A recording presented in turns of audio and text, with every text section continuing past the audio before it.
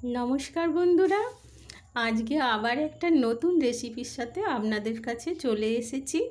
আপনাদের সবাইকে স্বাগত জানিয়ে আজকে শুরু করছি একটা নতুন রেসিপি। তো এই রেসিপিটা হলো মিষ্টির রেসিপি। তো দেখো, এই রেসিপির জন্য আমি এই বাটির 1 বাটি চিনি নিয়েছি।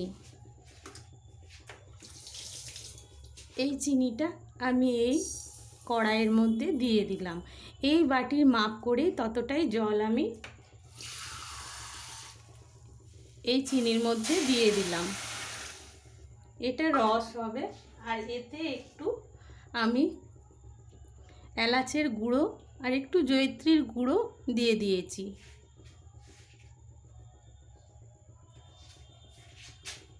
এটা রস হবে।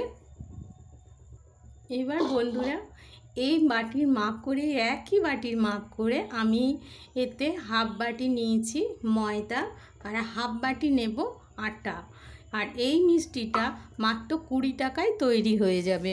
এই 20 টাকার ছানা দিয়ে এই মিষ্টিটা তৈরি হয়ে যাবে। অপূর্ব স্বাদের এই মিষ্টিটা মাত্র 20 টাকায় তৈরি হয়ে যাবে।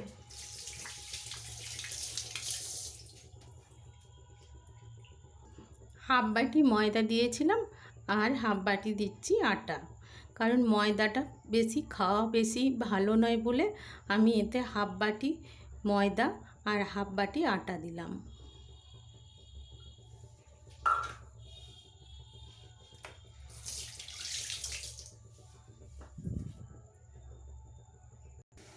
এবার এতে দিয়ে দেব একটু খাবার সোডা আর একটু বেকিং পাউডার। এই 1 চামচ দিচ্ছি বেকিং পাউডার আর একটুখানি দেব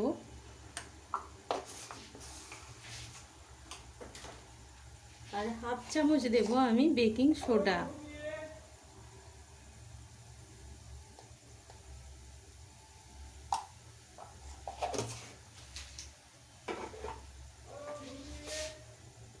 আর এটাকে আমি এই ছানাটা দিয়ে মেখে নেব ভালো করে। এগুলো মিক্স করে এটা ছানা দিয়ে মেখে নেব। তার আগে আমি এতে দেব একটুখানি মৌরি আর একটুখানি গোলমরিচের গুঁড়ো। এই গোলমরিচের গুঁড়ো আর মৌরিটা দিলে এর অপূর্ব স্বাদ হবে। বন্ধুরা, এতে আমি দিয়েছি একটু গোলমরিচের পাউডার, একটু মৌরি, একটু চিনি আর একটু সাদা তেল আর সামান্য পরিমাণে একটু লবণ দিয়ে এটাকে আমি ভালো করে মেখে নেব। এই ময়দাটাকে পুরোটাই আমাকে ছানা দিয়ে মাখতে হবে। এই ছানাটা দিয়ে আমি পুরো মেখে নেব।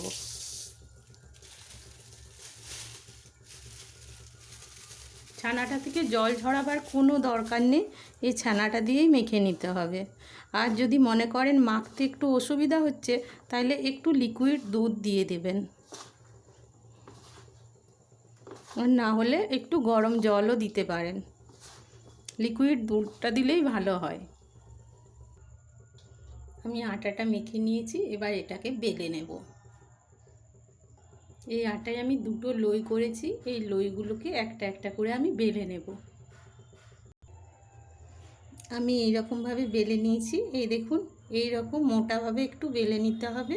খুব মোটাও নয়, খুব পাতলাও নয়, মাঝারি সাইজে বেলে নিতে হবে। তারপরে আমি একটা ছিপি নিয়েছি, এই ছিপি দিয়ে গোল গোল আকারে এইগুলোকে আমি কেটে তুলে নিচ্ছি। এরকমভাবে তুলে নিতে হবে।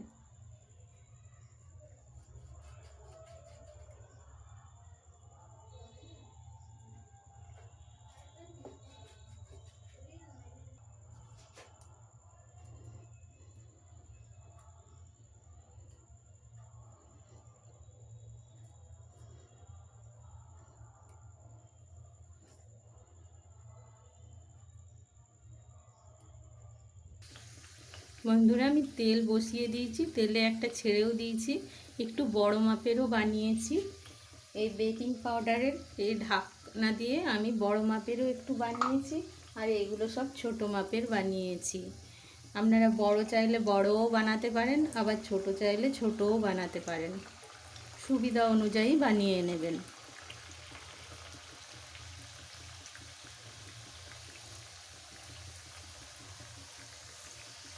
এটা কিন্তু আঁচ কমিয়ে কমিয়ে করতে হবে, খুব আঁচ করলে হবে না। প্রথমটা একটু হালকা আঁচে ভেজে পরে দম বাড়িয়ে দিলেই হবে, আঁচটা বাড়িয়ে দিলেই হবে। আমি এই রস বানিয়ে রেখেছি, এই রসে ভেজে ভেজেই ফেলে দিতে হবে। রসটা এখনও গরম আছে, একটু গরম রাখতে হবে রসটাকে।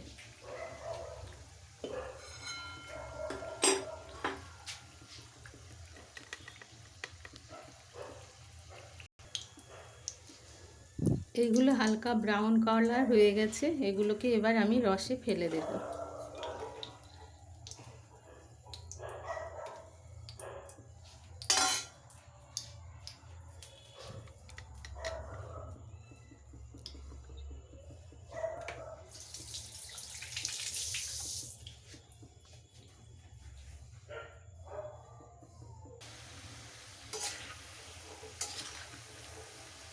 এই অবস্থাতেই তুলে নিতে হবে, এর থেকে বেশি ভাজলে হবে না।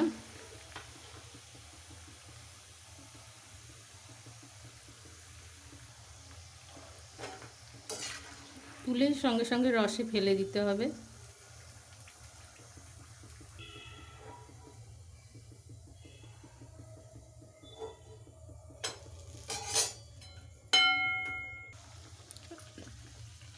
আমি কিছু বড় আর কিছু ছোট বানিয়েছি, হাতে সময়ের অভাব থাকলে এরকম বড় বড় করেও বানিয়ে নিতে পারেন, আবার ওই রকম ছোট ছোট করেও বানিয়ে নিতে পারেন।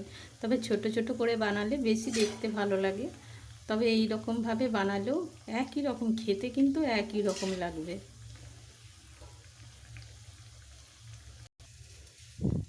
আমি এইগুলো সব আমার হয়েছে ওই 1 বাটি ময়দাতে আর 20 টাকার সুজিতে আমার এতগুলো হয়েছে দেখুন। আর 1 বাটি চিনি লেগেছে, ব্যাস। এই উপকরণ এত তাড়াতাড়িভাবে এত সুন্দর হয়ে যায়। তো আমি এটাকে হয়ে গেছে, এটাকে একটু গ্যাসে বসিয়ে দিয়েছি। এটা একটু আমি গরম করে নেব, তবে রসটা আরও ভালোভাবে এগুলোর ভিতরে ঢুকে যাবে।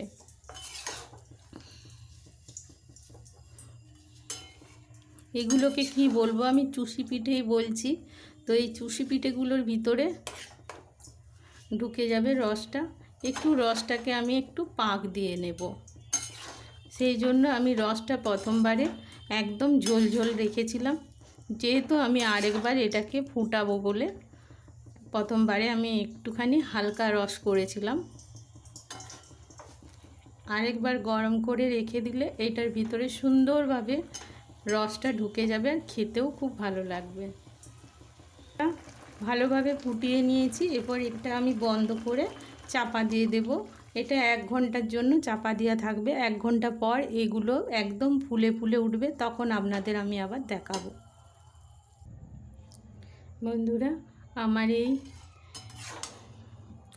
ইয়েটা হয়ে গেছে, চুষি পিঠেগুলো হয়ে গেছে, এই যে। আর এই দেখুন বন্ধুরা কেমন ফুলে উঠেছে, আর একদম নরম তুলতুলে পিঠে হয়েছে। তো বন্ধুরা, আপনারাও একটু ট্রাই করে দেখবেন। এটা কাল পর্যন্ত রেখে দিলে রসটা পুরোপুরি অ্যাবজর্ব করে নেবে। তো আজকের মতো ভিডিওটা এখানেই শেষ করছি। আবার নতুন ভিডিওর সাথে আপনাদের কাছে চলে আসব। ততক্ষণ পর্যন্ত tata, bye bye, Radhe Krishna. সবাই ভালো থাকুন, সুস্থ থাকুন, প্রভুর আশীর্বাদ পান।